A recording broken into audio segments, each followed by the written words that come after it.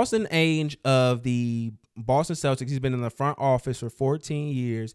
Recently signed to be the CEO of basketball operations, to be the president of basketball operations for the Utah Jazz. Mm-hmm. So conveniently, the CEO of basketball operations is his father.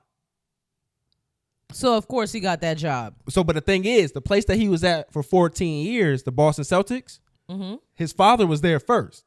So his father been putting him on and forever, basically, essentially, as you should as a father. Oh no, for sure, if you got the ability. So a little bit of his background for Austin. He played at BYU for about 4 years. He jumped into coaching at Southern Utah. He was like an assistant, I believe, there. Then he also got into coaching within the G League. Mm-hmm. And then from there, he went to being the scout and player development for the Celtics. Then went into the front office, and now he's the president of operations. So what a lot of people have been using this as a discussion is to essentially ask, why is it okay for the white folks to do the nepotism in this manner, but everybody was heavily critical of Bronny. And Atan Thomas, we've spoken about him on the show before, a former Washington Wizard. He says, are the people who were jumping up and down screaming nepotism with LeBron and his son Bronny doing the same with Danny Ainge and his son Austin, or is this different? And I hate to break it to you, and Mark Lamont Hill actually agreed with me with this too, because he tweeted this as well. It is different. This is 100% different, because being in the front office of a sports organization is essentially like working for a business.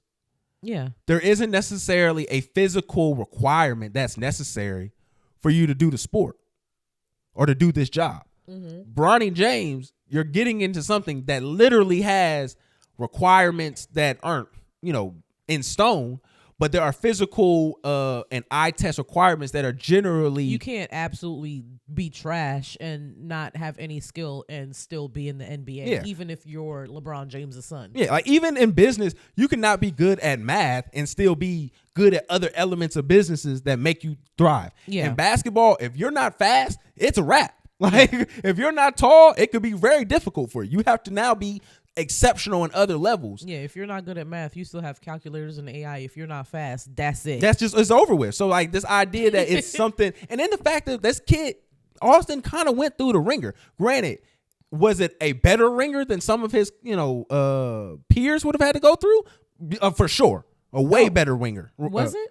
Yeah, he got to be assistant coaches and all sorts of stuff. When you say ringer, went through the ringer, I think they made him jump through a bunch of hoops to get to where he's at. Yeah, he's going to do it. What I'm saying is his experience going through the ringer is going to be a lot easier than his peers.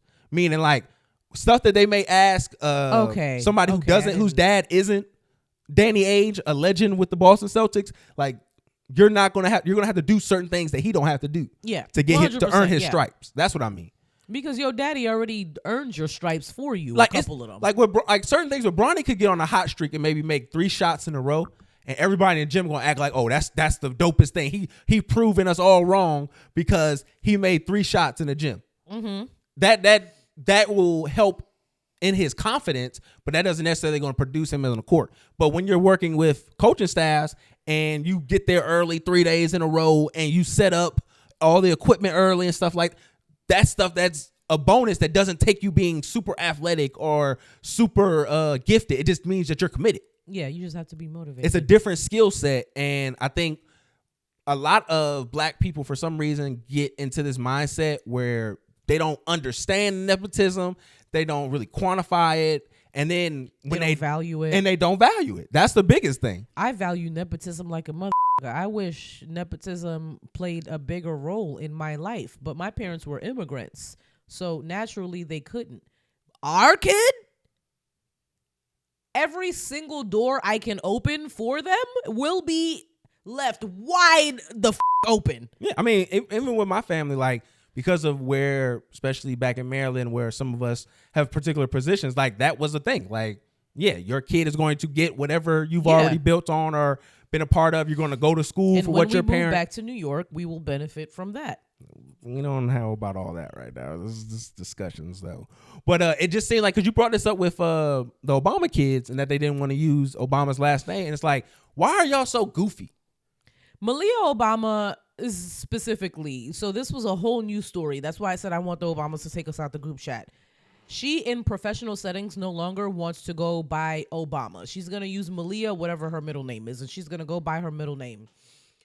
Why is it so bad that you're like, I do get wanting to accomplish things with your own merit. That's amazing or whatever. Yes.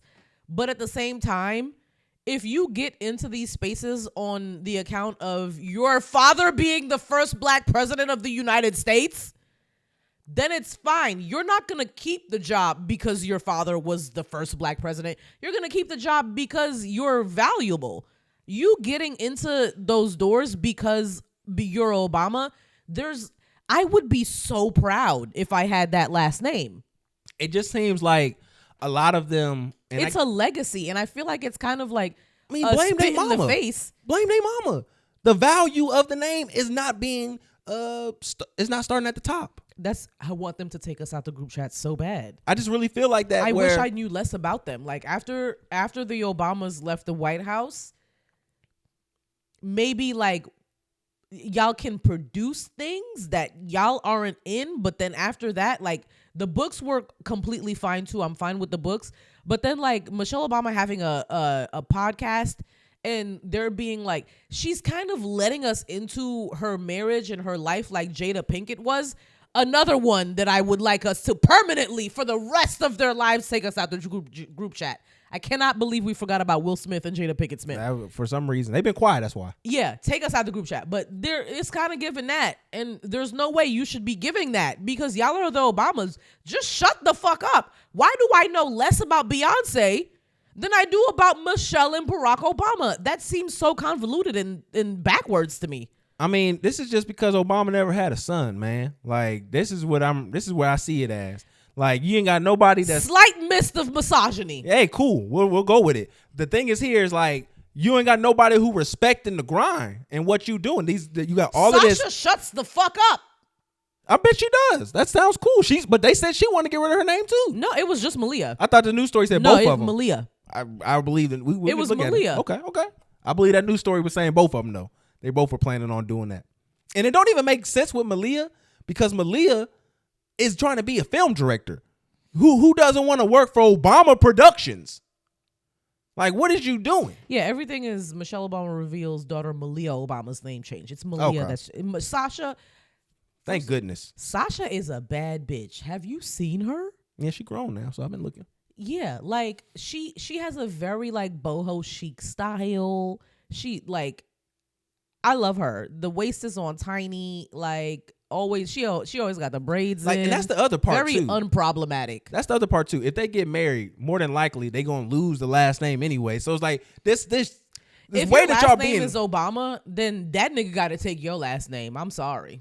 It just seems so crazy that they don't have this kind of like they don't respect it in a real way. And I get it, they're younger girls or whatever, but if my last name was Obama, if my last name was the last name of the first black president of the United States, I don't give a fuck how you feel. Like, I'm not taking your last name. I'm keeping my last name. Yeah, I mean, you wouldn't. I'm not even hyphenating. If we're being honest, like if you being the president's daughter, it wouldn't appeal to me. It's just that wouldn't have been appealing.